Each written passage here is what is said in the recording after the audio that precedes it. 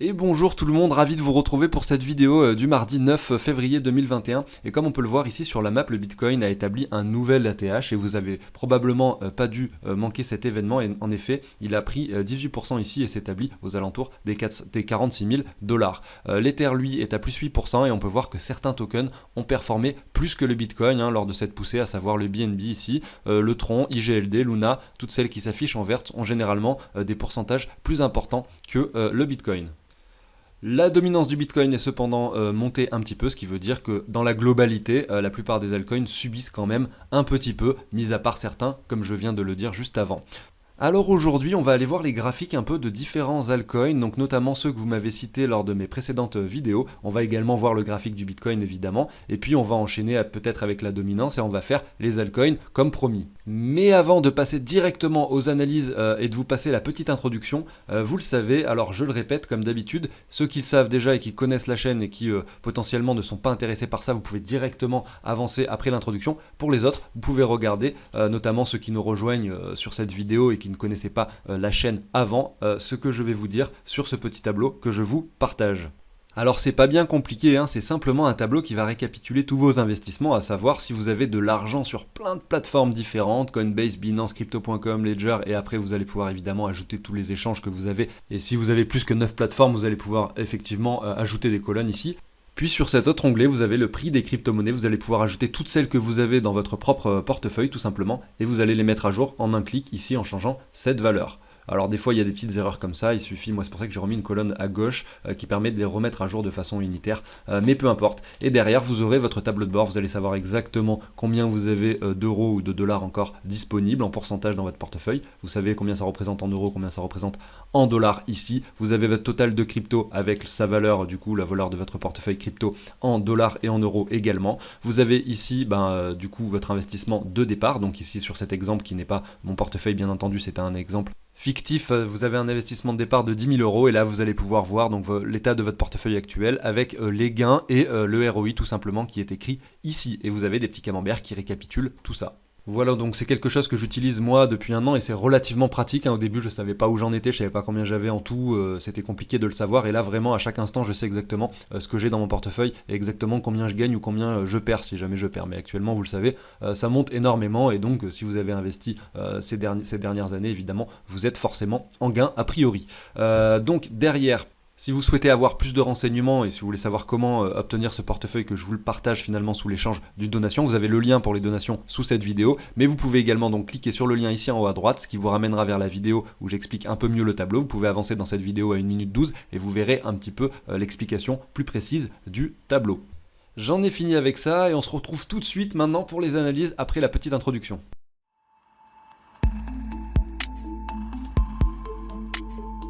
Alors on va commencer avec le Bitcoin, mais je voulais vous passer une petite news. Donc hier effectivement, on a eu cette news qui est tombée, Tesla achète 1,5 milliard de dollars en Bitcoin. Donc cela veut dire que simplement ils ont pu accumuler du Bitcoin lors des précédents mois ou des précédentes semaines. Ça ne veut pas dire qu'ils ont acheté du Bitcoin hier, mais cependant cela a eu un impact finalement sur les investisseurs en général. Et donc beaucoup de personnes sont allées à l'achat sur le Bitcoin, ce qui fait qu'il est monté et qu'il a cassé son ATH. Alors est-ce que c'est uniquement cette news qui a fait grimper le prix? Je ne sais pas, mais ça a forcément dû jouer un petit peu tout simplement, puisque c'est quand même énorme. Et pour ma part, je ne pensais pas effectivement qu'on allait casser la TH dès maintenant et je voyais effectivement qu'on pouvait ranger un peu plus longtemps entre ces deux bornes des 42 000 et des 30 000. Il se trouve que voilà, après il y a des choses qui se passent dans le monde et graphiquement on ne peut pas forcément tout savoir évidemment, sinon ça serait beaucoup trop facile et on serait déjà tous riches. Cependant, si je me remets en logarithmique et qu'on regarde le précédent bull run qui a eu lieu sur le Bitcoin, on peut voir effectivement des petits retracements de quelques semaines, c'est ce que j'essayais également de signaler hier, et qu'effectivement là on avait perdu 30% ici, un peu à l'image, comme je le disais ici, de ces bougies rouges qui avaient eu lieu ici aux alentours du mois de juin 2017, et derrière on casse l'ATH et on continue notre poussée.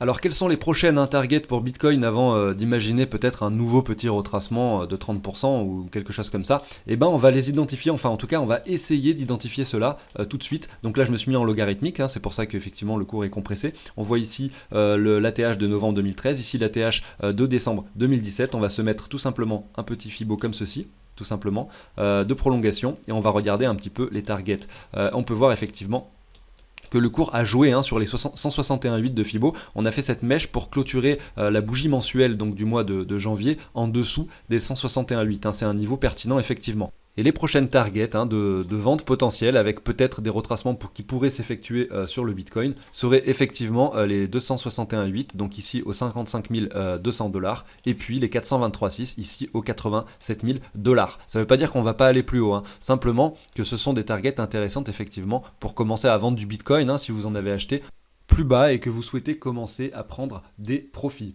Si au contraire vous n'avez pas encore eu l'occasion d'investir dans les crypto-monnaies et que vous souhaitez avoir du Bitcoin, il va falloir faire le travail inverse, c'est-à-dire mettre un Fibonacci de retracement ici. On va se prendre par exemple, admettons qu'on vienne sur cette target-ci, essayer d'acheter les retracements, donc par exemple ici les 23,6 sur les bougies rouges, le prix est à 46 300 et derrière si on vient toucher cette target et qu'il y a un petit retracement, il est possible qu'on revienne ici aux 43 900. Après le cours peut très bien pousser très haut directement aux 87 000 et dans ce cas-là vous aurez vos targets d'achat un peu plus bas. Si vous pensez qu'effectivement le bull run continuera par la suite. Là je vous dis ça comme ça, mais c'est des notions qu'on va affiner au cours du temps. Là on a fait un nouvel atterrage, donc il n'y a pas forcément grand chose à voir sur les graphiques de plus petite échelle, mais voilà, ce sont des choses qu'on va affiner au cours du temps, donc n'hésitez pas à vous abonner sur la chaîne pour suivre ça au quotidien. Alors ici, je vous ai mis tous les halvings qui ont eu lieu ici, donc en 2012, en 2016 et celui qui a eu lieu en 2020, et vous voyez qu'à chaque fois ça se passe de la même façon. On fait un ATH, il y a le halving et derrière le bull run. Donc l'ATH, ici le halving, le bull run et ça fait ça donc une fois, deux fois. La question c'est est-ce qu'on va le faire une troisième fois? J'ai l'impression qu'on est bien parti pour. Alors on est tout d'abord passé de l'ancien ATH ici à 32 $ aux alentours ensuite des 1000 $ environ. Par la suite il y a eu cette cassure des 1000 $ pour toucher les 20 000, donc x20 ici. Et là la question c'est est-ce que justement on pourrait se faire un petit x10 et passer donc de 20 000 à 200 000. Tout est possible, en tout cas on peut voir que ces cycles se répètent en tout cas au cours du temps, depuis 2009, depuis sa création. Il y a des cycles qui se répètent en fonction de périodes de halving qui sont plus propres aux fondamentales du Bitcoin. Et puis également du fait que peut-être c'est un actif qui pourrait effectuer son rôle de réserve de valeur et qui pourrait à savoir à terme avoir une capitalisation aussi importante que l'or, ce qui l'amènerait sur des sommets bien entendu. Voilà pour le Bitcoin. Je suis maintenant sur la dominance du Bitcoin et on peut constater effectivement que là il n'a pas... Alors hier effectivement il y a eu cette poussée, donc le Bitcoin a pris sur cette poussée d'hier extrême 3%, 4% de dominance, ce qui est quand même pas mal. Mais malgré tout on est encore très loin des niveaux de dominance qu'il avait début janvier. Donc c'est-à-dire qu'en fait les altcoins ont énormément performé par rapport au Bitcoin pendant toute cette phase-ci. Et là actuellement le Bitcoin reprend un petit peu de puissance. On joue actuellement sur cette ligne de résistance qui se trouve là, vous voyez, où les cours avaient stagné pendant un moment, en tout cas sur la Bitcoin dominance. Et là, on revient jouer sur ce niveau, à voir si effectivement le Bitcoin est prêt à reprendre de la réelle valeur par rapport aux autres crypto-monnaies, ce qui pourrait être le cas effectivement et nous amener un petit peu plus haut. Je ne crois pas à ce qu'on revienne très très haut. Je pense qu'effectivement, on va bloquer quelque part par ici. Il va falloir essayer de s'identifier des targets. Notamment, on a aussi cette résistance horizontale qu'on peut identifier par ici, avec ce M ici qui pourrait être retesté sur la neckline, avec ce niveau-ci. Donc pourquoi pas revoir un Bitcoin à une dominance de 67, c'est pas déconnant. Et derrière, peut-être que les altcoins pourront effectivement performer à nouveau pour le dominer tout simplement, comme ce qui se passe généralement pendant les bull runs. Le Bitcoin généralement perd de la dominance et les altcoins prennent de la valeur par rapport à ce dernier pendant ces phases-ci. Alors on continue avec 4 crypto-monnaies que vous m'avez demandé dans les commentaires et je commence avec Solana. Alors ceux que je ne passe pas en fait aujourd'hui, je les passerai dans le futur. N'hésitez pas à me demander vos crypto-monnaies en commentaire. S'il y en a énormément, je pourrais peut-être pas toutes les passer, mais en tout cas je fais au maximum et chaque jour j'essaye d'en faire d'autres que je n'ai pas passé la veille, donc n'hésitez pas. Alors Solana s'établit aux alentours de 7,78 $ aujourd'hui. On est sur un rank de 35e, donc c'est pas trop mal. Il est plutôt bien classé avec une capitalisation ici de 2 milliards de dollars. Et on peut voir qu'actuellement il y a 262 millions de tokens en circulation sur un total de 488 millions. Donc il reste encore des tokens à émettre sur ce projet effectivement, et donc à voir un petit peu ce qui se passera. Mais voilà, on est à peu près à 60% des tokens émis et j'ai fait mon petit calcul parce que je trouve ça marrant. Et si jamais donc du coup on divise la capitalisation actuelle du marché de Solana avec le nombre de tokens maximal, on trouve 4 $. Donc si jamais tous les tokens étaient émis d'un coup, ce qui est a priori impossible puisqu'il y a tout un token économique derrière, j'imagine, et c'est forcément impossible, mais du coup voilà, ça vous ferait un token au prix de 4,09 $. Donc effectivement chaque jour il y a probablement des tokens qui sont émis et chaque jour donc il y a également peut-être de nouveaux investisseurs, ce qui fait que son prix ne va pas forcément descendre un jour aux 4 $. C'était juste pour vous faire le petit calcul tout simplement. Et puis au passage, c'était également pour les plus novices d'entre vous, c'était pour vous permettre de comprendre un peu ces données et savoir comment cela fonctionne. Tout simplement. Alors on va aller voir un petit peu le graphique de Solana, un petit peu le potentiel. Alors c'est une crypto-monnaie qui est listée sur Binance ici depuis le mois d'avril 2020. Là ici je suis en daily. Pendant l'alt season de l'été dernier, il a performé de façon assez spectaculaire et derrière on retrace à nouveau, donc à voir, il avait pris ici 600% de sa valeur par rapport au Bitcoin et on est revenu sur les niveaux bas, on est même allé plus bas ici au mois de décembre lorsque le Bitcoin prenait de la valeur. Derrière on peut voir que cette remontée est assez rapide, est assez brusque. On va un petit peu se mettre, voir un petit peu le graphique de plus près. Et on peut voir deux choses. Donc déjà, il y avait des opportunités intéressantes ici. Moi, c'est pas un token que j'avais analysé au début sur la chaîne, mais voilà, ça aurait pu. Et si ça avait été le cas, j'aurais notifié effectivement cette divergence qu'on peut voir ici sur le RSI. Tout à fait ici, voilà. Vous voyez que cette divergence est signe donc à un signal d'achat, il y a à coupler avec d'autres signaux, évidemment. Vous avez également derrière quelque chose qui s'est passé, à savoir la cassure finalement. Si on se prend une trendline qui se situerait comme celle-ci, on l'a cassée par le haut ici. Alors après, on va aller voir les niveaux actuels et ce qu'on peut imaginer. Cependant, ici, on avait cassé donc cette trendline. Donc là, il y avait un potentiel intéressant pour investir. Et ensuite, il y a eu effectivement ce W qu'on peut constater ici, qui s'est produit. Et donc là, une fois qu'on a confirmé ce W, ici, on a notre signal d'achat. C'est comme ça que généralement, on procède pour passer à l'achat. Alors, vous pouvez effectivement également jouer cette zone-là. C'est beaucoup plus risqué parce qu'on peut par la suite aller plus bas, effectivement. Mais ça peut être une zone intéressante également puisque c'est le début d'un W. Et si jamais ce W se confirme par derrière, donc vous avez ici un retracement au 78,6 pile poil. Donc c'est le début d'un W. Si ce W se confirme par la suite, c'est un deuxième signal, là encore plus bullish, qui nous dit attention, là peut-être que le cours est prêt à performer. Donc c'est ce qui s'est passé ici quand on le regarde par rapport au Bitcoin. Malgré tout, les cours sont encore bien bas de son ancien ATH ici par rapport au Bitcoin. Donc effectivement, s'il y a une alt season derrière, il peut continuer à grimper.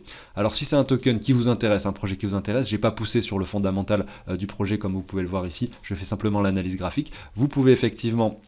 Donc là je suis en daily, vous pouvez, si on se met en weekly, voir effectivement que là il y a un joli V-bottom, donc sur du plus long terme il est effectivement possible, en tout cas je pense, de voir ce token retracer un petit peu par rapport au Bitcoin, pas forcément retourner plus bas que son précédent plus bas, mais malgré tout retracer. Donc si je me remets en daily, vous pouvez vous faire un petit Fibonacci comme ceci et vous pouvez identifier ici des targets, parce que là on n'a pas eu, donc mis à part ce W qui était effectué ici, on n'a pas quelque chose de propre derrière. Il faudrait peut-être effectivement quand on le regarde en daily, imaginez un petit retracement supplémentaire. Donc est-ce que ça va se produire? J'en sais rien, mais en tout cas si c'est un projet sur lequel vous voulez investir, ici on est relativement haut, tout simplement parce qu'il y a 1, 2, 3, 4, 5, 6 semaines haussière. Donc derrière, vous pouvez effectivement vous mettre une petite zone ici de rechargement avec des niveaux qui pourraient être intéressants. Si on n'y va pas, eh ben c'est pas grave, peut-être que vous n'investirez pas sur ce projet. En tout cas, moi pour ma part, si je devais en acheter, je me mettrais ces niveaux pertinents d'achat ici au 61,8, au 78,6, tout simplement pour essayer d'identifier un deuxième W en weekly qui ferait ceci. Et il y aurait effectivement son niveau encore plus pertinent d'achat, ce serait le signal le plus bullish ici, ce serait la confirmation du W en weekly, tout simplement. Ici, vous voyez donc à ce niveau-là.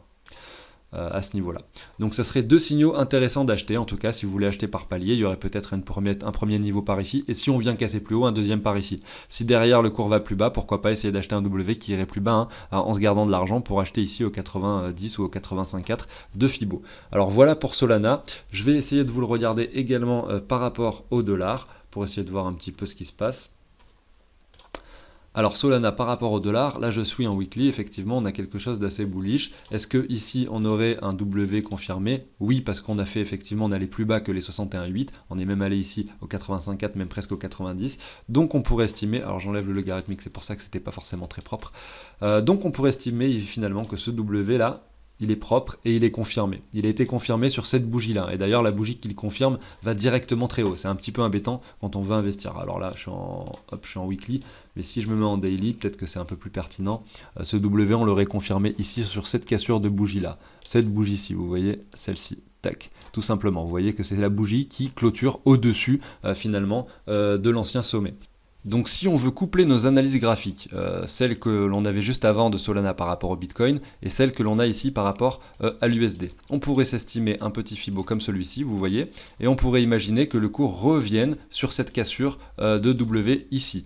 pour tester la neckline. Donc ça voudrait dire que le cours revient aux environs des 61,8 de Fibo, en tout cas si on ne vient pas casser le plus haut. J'essaye de monter. Et si le cours monte un peu plus haut, effectivement, on pourrait toujours, hein, si le cours monte jusqu'aux 10 $, effectivement, et ben ça nous ferait pile poil les 61,8 de Fibo pour tester la neckline ici. Hein. Donc ça serait assez propre. Maintenant, donc une fois que vous avez fait ça, vous pouvez imaginer que donc là, ça serait un niveau intéressant au 4,50 $. Et si le cours y retourne, et ben vous pouvez effectivement à ce moment-là retourner sur Solana Bitcoin également et essayer de voir si justement ça correspondrait également à quelque chose de pertinent sur le graphique par rapport au Bitcoin. Et si vous avez des choses pertinentes ici, à savoir une zone de rechargement par là par exemple, et puis une zone de rechargement donc de Solana également par rapport à l'USD sur le retour de neckline ici, et ben vous pouvez vous dire peut-être que là c'est un très bon niveau pour investir. Voilà, c'est bien de coupler les choses, tout en sachant que c'est bien d'investir par palier et de toujours garder une certaine somme si jamais le cours va plus bas, en tout cas pour investir pour du long terme. Sauf si vous voulez faire ça en trading, dans ce cas-là, vous pouvez par exemple consacrer la partie que vous vouliez consacrer pour ce trade, tout simplement, et revendre si jamais on descend en dessous d'un certain seuil, pour vous dire que voilà, vous acceptez votre perte, etc. Mais ça, c'est autre chose. Voilà pour Solana, on va passer désormais à SXP face au Bitcoin. Il a repris un peu de valeur ces dernières semaines. Par rapport au Bitcoin, on va aller voir un petit peu ce qui se passe. Si on regarde donc SXP ici, sur CoinGecko, on va jeter un petit peu un œil sur Swipe. Donc Swipe, c'est une plateforme, hein, il me semble, de paiement avec une carte bancaire, etc. Ils ont fait un partenariat avec Binance pour la carte de Binance, etc. Je ne sais pas trop où ça en est tout ça, mais enfin, peu importe. Ici, vous avez donc 286 millions de tokens, avec 85 millions qui ont été mis, donc c'est pas beaucoup. Un market cap de 188 millions, donc c'est faible aussi, hein, c'est pour ça qu'il est 134e, ça reste quelque chose qui n'a pas forcément fait de buzz derrière, puisque malgré le fait qu'il y ait eu un partenariat avec Binance, il n'a pas tant performé que ça, ou en tout cas pas autant que ce qu'on aurait pu imaginer tout simplement. On va aller voir son graphique désormais, parce qu'il se trouve que quand même depuis quelques semaines il se passe des choses. Alors je vais mettre en daily ici, hein, on va aller voir un petit peu en daily ce qui se passe. Effectivement le cours est allé très bas, hein. Vous voyez ici on était au mois d'août, hein, donc c'est pareil, l'alt season, voilà, le XXP, partenariat avec Binance, etc. Gros sommet, et derrière gros retracement, hein, et là on est même allé plus bas que les anciens plus bas, on a atteint des niveaux très faibles ici. Malgré tout on a pu localiser effectivement cette accumulation qui s'est produite à cet endroit là, hein, tout simplement, et ça c'est assez intéressant de constater des choses comme ça avec des W qui se sont formés petit à petit. Donc là il y avait effectivement des niveaux pertinents, notamment vous pouvez imaginer, hein, tout simplement une trendline comme ceci qui serait cassée tout simplement à partir de là. Donc là il y avait déjà une petite accumulation, derrière une autre accumulation encore plus bas. Les gens ici sont dans le désespoir, puisque même les personnes qui pensaient accumuler là voient encore le cours aller plus bas, donc forcément c'est pas très rassurant. Donc peut-être que des personnes ont vendu ici, tout simplement, et derrière le cours là il commence en tout cas à reprendre un peu de valeur. On est tout de même sur cette grosse résistance horizontale, hein, qui vient toucher les cours ici une fois, deux fois, etc. On vient faire des mèches un peu au-dessus, mais on l'a pas vraiment et concrètement cassé. Il va falloir s'affranchir de ce niveau-là, hein. Donc il va falloir effectivement que le cours grimpe et s'affranchisse finalement de ces niveaux-ci pour effectivement se dire voilà, là on a cassé ce niveau-ci là avec ces derniers niveaux de résistance. Effectivement le cours est peut-être prêt à grimper plus haut pour aller revenir toucher notamment des sommets, et peut-être déjà retester ce niveau-ci dans un premier temps pour ensuite aller retester ce niveau-là. Il y a quand même pas mal de résistance à passer, mais si c'est un projet en lequel vous croyez beaucoup et que effectivement vous voulez investir dans ce token, eh ben on a effectivement des signaux, hein, ici qui sont assez bullish, hein. On a quand même les latéralisations de marché, on a les W qui se forment, on a des choses intéressantes. Derrière, bon voilà, on pouvait par exemple vous mettre un petit Fibo comme ceci pour essayer d'acheter la zone de rechargement si vous souhaitez recharger. Vous voyez, hein, comme d'habitude, il y a des choses intéressantes à constater. Si on le regarde par rapport maintenant au dollar, allons voir un petit peu ce qu'il se passe. Effectivement, hein, vous voyez ici l'accumulation, le token qui commence à performer. Face au dollar, on a effectivement cette résistance-là, hein, qui matérialise le M ici, qui avait été confirmé sur ces niveaux-là, qu'on vient tester avec une mèche, mais qu'on n'a pas cassé. Il va falloir s'affranchir également de ce niveau pour imaginer commencer à grimper et aller tester ces anciens ATH, tout simplement ici par rapport au dollar. Et de la même manière que sur Solana, vous pouvez effectivement vous mettre un Fibo et comparer donc ce graphique de SXP par rapport au dollar avec celui de SXP par rapport au Bitcoin, et tout simplement essayer d'identifier et de voir si justement, j'essaierai moi sur la chaîne des fois de faire des crypto-monnaies où justement il y a des coïncidences et des correspondances avec des retracements. Vu que là pour l'instant les tokens sont assez bullish en ce moment, notamment les altcoins, il n'y a pas forcément de choses à constater, mais au niveau des correspondances, lorsque j'enverrai sur les tokens par rapport au dollar et les tokens par rapport au Bitcoin, j'essaierai d'identifier, hein, notamment ici, là vous voyez la zone de rechargement, si elle correspond pile poil finalement au niveau que je vous montrais précédemment, donc SXP, tac, SXP Bitcoin, tac. Si elle correspond finalement au niveau qui serait ici dans cette zone également de rechargement, ça pourrait être un point pertinent d'achat, hein, tout simplement. Voilà pour ce token. Je continue avec Civic CVC, donc là on a un token avec un supply en circulation, donc il y a 67% des tokens en circulation, c'est assez facile à constater ici, un market cap de 157 millions, donc c'est pas énorme hein, pour un projet qui pour moi également est très intéressant, hein. On est 149e ici, tout simplement pour Civic, on va aller voir un petit peu son graphique, donc là on peut voir effectivement que c'est un projet en plus qui existe depuis relativement longtemps, hein. On a une zone d'accumulation très intéressante ici, malgré tout le Bitcoin a énormément performé, alors que le Civic lui pas forcément, il est resté stable hein, par rapport à son prix si on le constate par rapport au Bitcoin. Ici on a quand même cette zone d'accumulation de long terme hein, qui date donc qui a plus d'un an ici, hein, 1 an et demi d'accumulation. Donc effectivement c'est quelque chose qu'on recherche à voir si derrière le prix peut performer et partir directement vers le haut ou pas, hein. En tout cas, on commence à identifier ici un W, alors je vais vous le mettre comme ceci. Si on se met sur un graphique en droite, on a effectivement un W que l'on peut constater ici, hein. On revient tester ici pile poil les 78,6, donc c'est assez propre comme W, à voir s'il se confirme, parce qu'il n'est pas encore confirmé pour le moment, et si on a quelque chose qui vient clôturer au-dessus de ce niveau-ci, finalement on aurait une confirmation et quelque chose qui nous dit que potentiellement on est prêt à aller rechercher des niveaux plus hauts, à savoir tout d'abord ce niveau-ci, puis ce niveau-là. Tout simplement, voilà, ce sont des belles résistances qu'il y aura à passer par la suite. Donc si on le regarde par rapport du coup au dollar, il a dû prendre un peu de valeur, effectivement, parce qu'il stagne par rapport au Bitcoin, je le vois. Et donc effectivement, hein, il a pris pas mal de valeur, on est à 23 centimes actuellement, et là on identifie moins hein, ces jolies structures, etc. Donc il y a moins de potentiel d'investissement ici. Si c'est un token que vous avez déjà en portefeuille, c'est bien, hein, puisque là on est en train de monter, et potentiellement, si effectivement, quand on l'a vu par rapport au Bitcoin, il continue effectivement à construire son graphique, on pourrait effectivement aller dépasser son ancien ATH hein, ici par rapport au dollar, pour aller plus haut, hein, notamment lorsqu'on voit cela. Malgré tout, on peut toujours s'attendre à un petit retracement hein, ici, puisqu'on n'a pas de W bien propre, en tout cas ici par rapport au dollar on n'a pas quelque chose de très propre, donc un petit retour ici dans la zone de rechargement, c'est quelque chose de potentiel effectivement ici aux alentours entre les 13 centimes et les 8 centimes tout simplement. Je reste cependant optimiste hein, pour ce projet pour du plus long terme, car je connais un petit peu le projet et le fondamental me semble plutôt pertinent, donc à voir un petit peu ce qui se passera là-dessus. On va finir avec le token NIR qui a une capitalisation ici de 924 millions de dollars. Il s'établit aux alentours des 3,30 dollars. Il est classé 60e. Voilà, donc il n'y a que 28% en revanche des tokens en circulation puisque c'est un projet récent. Tous les tokens ne sont pas émis. Ça ne veut pas dire que le cours va baisser, bien entendu, mais ça veut dire qu'effectivement, il va encore subir une inflation par rapport à ça. Reste à voir s'il y aura les investisseurs derrière pour continuer à pousser le marché vers le haut. On va aller voir un petit peu son graphique, donc le NIR par rapport au Bitcoin.